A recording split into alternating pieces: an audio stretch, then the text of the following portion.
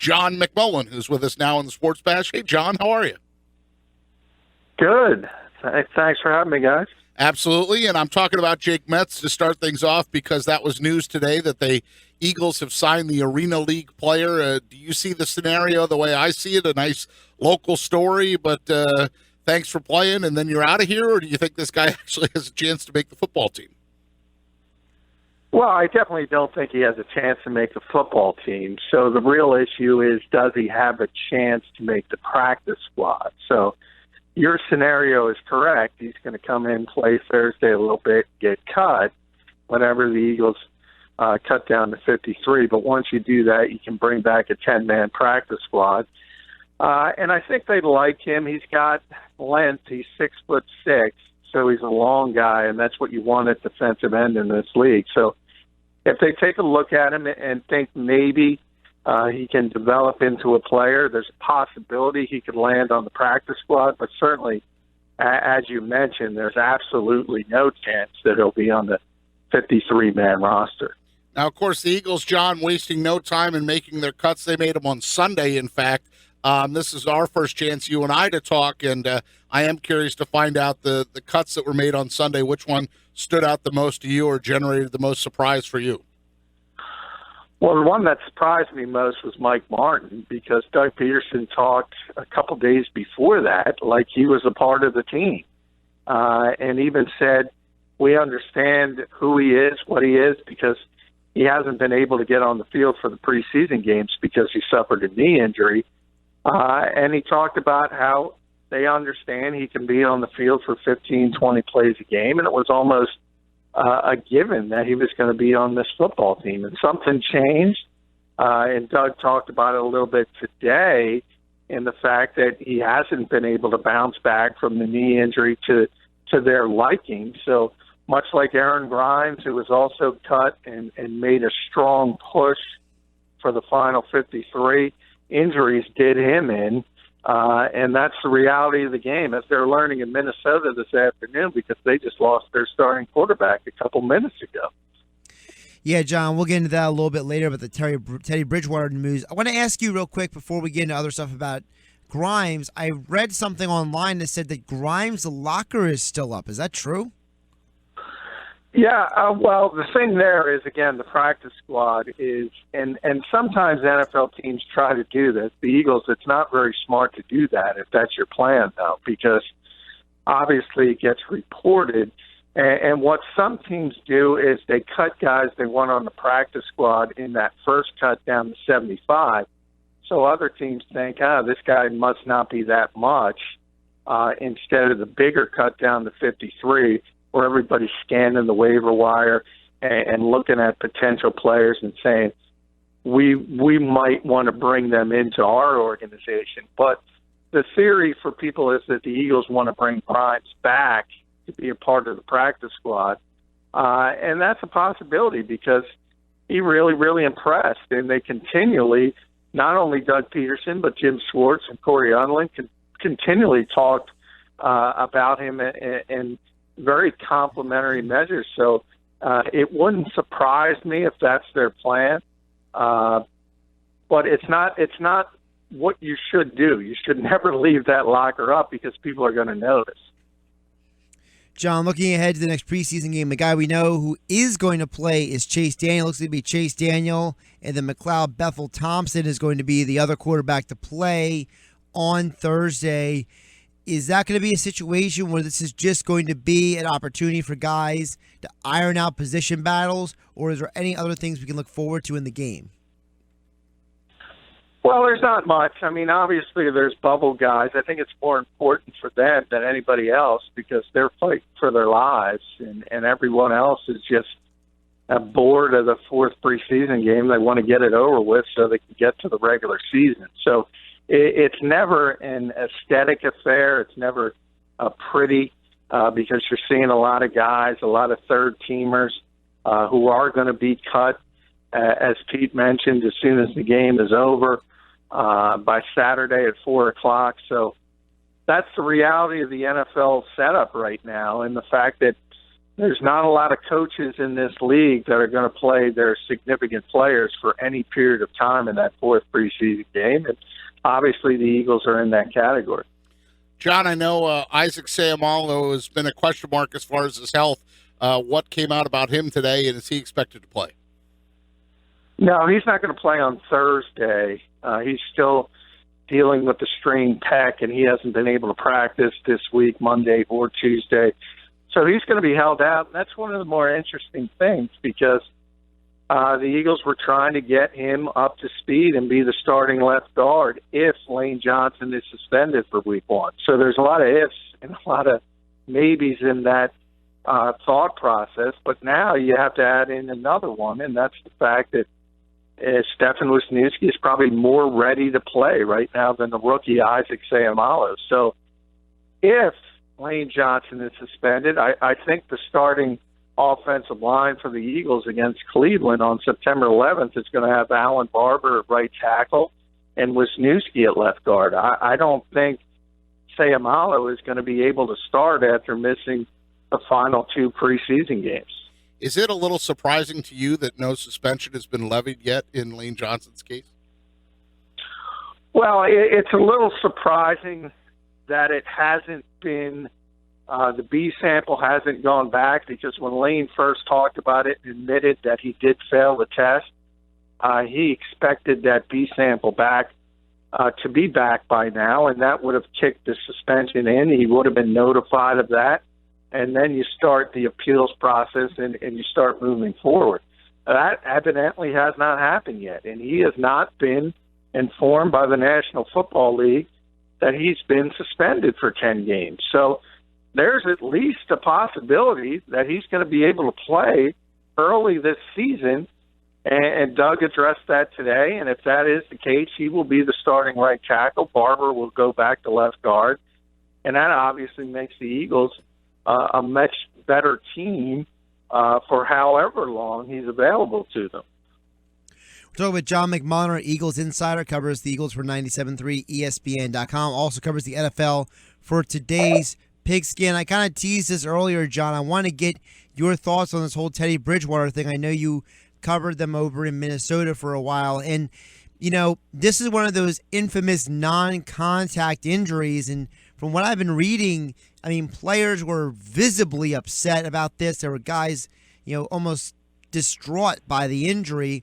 The ambulance had to come and get Bridgewater.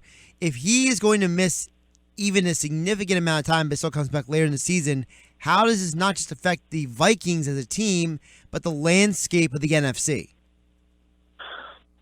Hugely. I'd written a couple weeks ago that he was one of the most important players in the entire NFL, and people don't think of him as that because he hasn't sort of reached that elite quarterback level. I think he had an opportunity to do that this season, but even more than that, the Vikings don't have any depth at the quarterback position. The backup is Shaun Hill, a 15-year veteran who probably doesn't have anything left physically.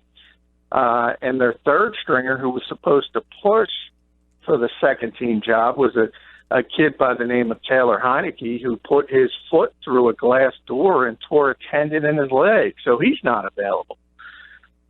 So this is a disaster on so many levels. I mean, when you read about the people reacting, and it sounds horrific, that's one thing. They're obviously upset for Teddy Bridgewater, who's well-liked by that organization and his teammates. But they're also realizing their season is just going up in the smoke. And this was a team that had a chance to be a significant contender. And I thought they had a chance to be a 12-win, 13-win team. That's how good they were. And now without Bridgewater, and by every indication, the fact that an ambulance showed up, even if it's a torn ACL, an ambulance isn't showing up. So this is a catastrophic injury. It's as simple as that. He's not going to be around. And that turns the Vikings from a potential Super Bowl contender into maybe a 500 team if they're as good defensively as we all think they're going to be. Where does this leave the backup quarterback market? We know the Broncos are trying to trade Mark Sanchez. We know that Michael Vick is apparently out there looking for a job, but while he's waiting, he's playing chess. There's a bunch of guys who are potentially available. So where do you think the Vikings look? Well, I think Rick Spielman's a smart enough guy that he's not going to go into the old person well of Michael Vick or someone of that. He's already got, as I said, a 15-year veteran in Shaun Hill. I think he would be more likely to go to a younger quarterback. Zach Mettenberger just got cut. He's a possibility after the Chargers released him. Mike Lennon could be on the trade market. Aaron Murray in Kansas City, they have a plethora of bodies there. And then you start talking about the Sanchez's of the world, and there's a possibility Cleveland can trade Josh McCown, and he would be better than a Shaun Hill as an older quarterback. But there's nothing you can do at this point. I mean, there's a reason guys are available, and those reasons aren't good. So when you lose your starting quarterback less than 2 weeks in advance of week one in the season opener, it's something you can't recover from. By the way, on a not so serious note, it should be noted that Shaun Hill has been the backup now for 3 starting quarterbacks who have gotten injured. He was the backup for Sam Bradford in St. Louis, the backup for Matthew Stafford when he got hurt, and now for Teddy Bridgewater. So he's the kiss of death. He's the kiss of death at this point. Well, I'm sure, obviously it's not Shaun's fault, but yeah, I mean, and he's been well regarded as a backup, but he is a backup, and he's a backup for a reason. And no matter what the Vikings do, and they'll have to bring somebody in. One of those names I talked about, they're going to have to bring in a body at some point. And if it's a Mike Glennon or somebody of that nature, they'll have an opportunity to start later in the season. But early in the short term, it's going to be Shaun Hill, and we'll see how it shakes out for him. But it's a shame, and that's how difficult this sport is, because your entire season can flip on a coin like that, and it was a non-contact injury at practice. And so the people talking about eliminating preseason games, and I've been one of them, by the way. I don't see why you need all these preseason games, but not necessarily for injuries, just because I think you're stealing money from the casual public by charging them for that kind of product. But this, again, speaks to the fact that you can't legislate injuries in this league. They can happen at any time. And we know that all too well. We're talking with John McMullen here about Eagles football. And, of course, Sam Bradford has been injury-prone throughout his career. Chase Daniel listed as the backup. What's the quarterback rotation going to look like on Thursday night, John? Well, it's going to be a 2-man rotation because Carson's obviously out, and Chase Daniel's going to start, and then it's going to be McLeod Bethel-Thompson.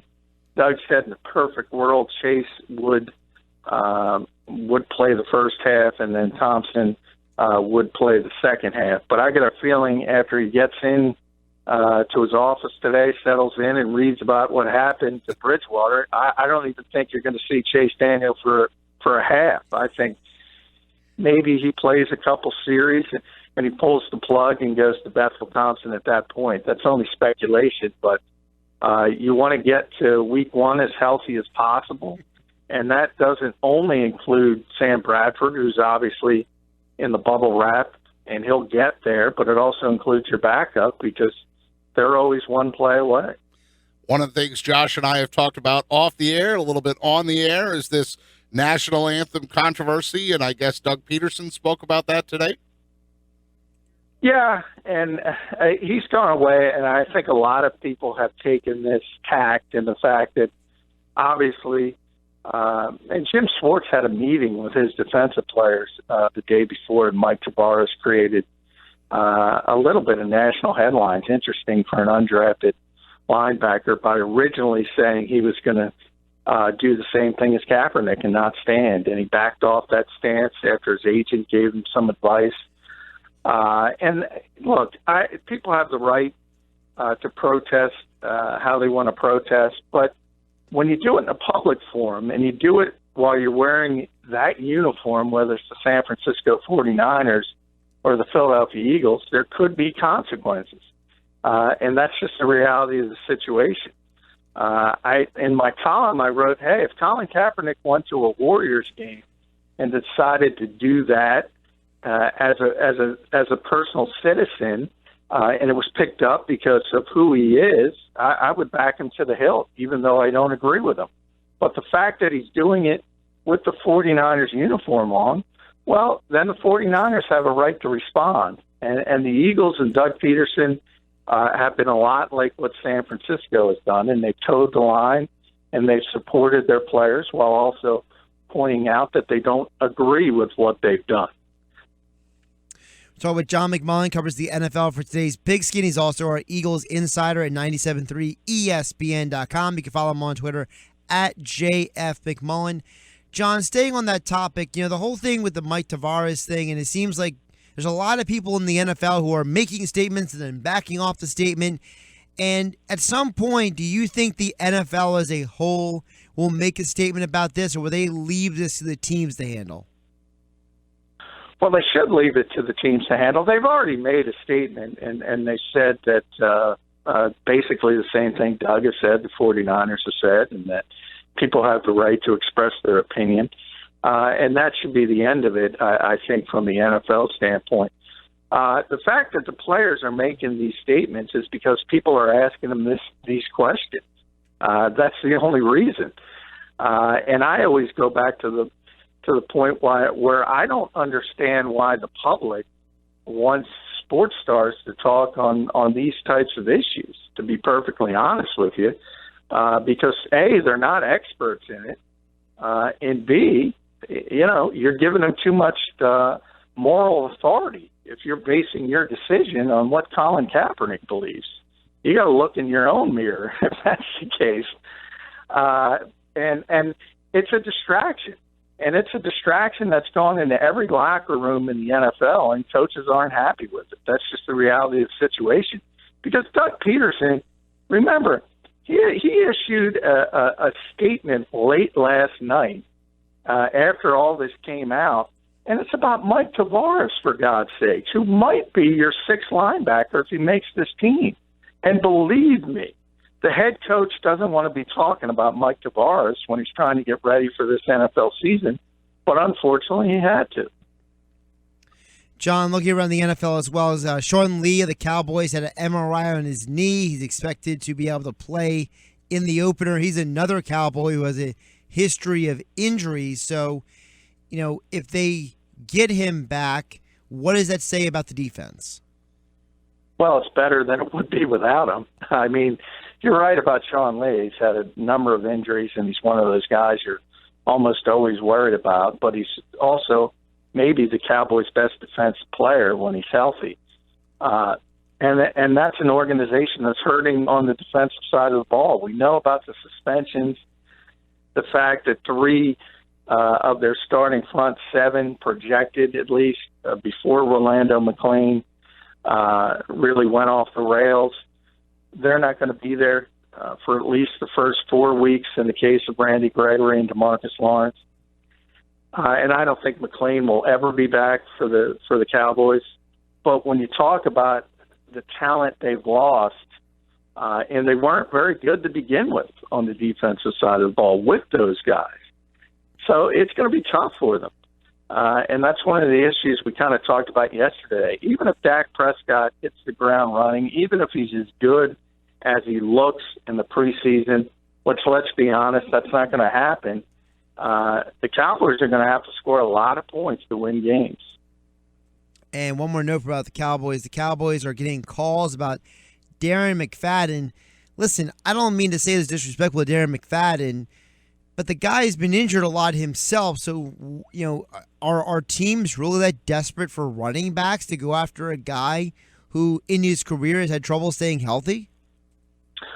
Well, remember, when you hear these trade rumors, it's generally the agents of the players trying to generate interest by floating those stories out there. So I think you're right. I think the position as a whole has been devalued to the point where a lot of teams are very, very comfortable going with younger backs who might have some flaws but have young legs. And you saw it in Seattle last year. You saw it in Kansas City.